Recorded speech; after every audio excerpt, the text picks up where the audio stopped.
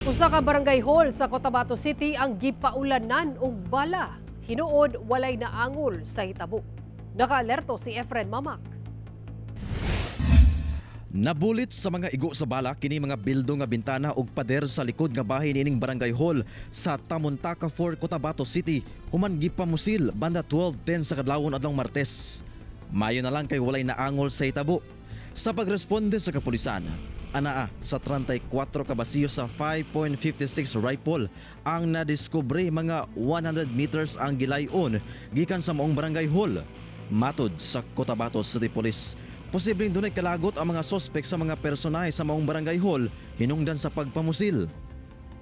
Possible mga BLGU issues dahil nga kung titingnan natin yung tama po nakatutok po talaga doon sa barangay hall.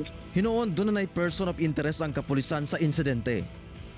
May mga information na po na binigay si barangay chairman sa ating kapulisan ng investigating team as well as meron na rin po sa ang ating investigating team na tinitingnan na persons of interest related po dito sa incident. Ginakuhaan pa og payag ang kapitan sa maong barangay. Kauban si Gary Balantay ug Bong Vicencio, Efren Mamak, 1 Mindanao.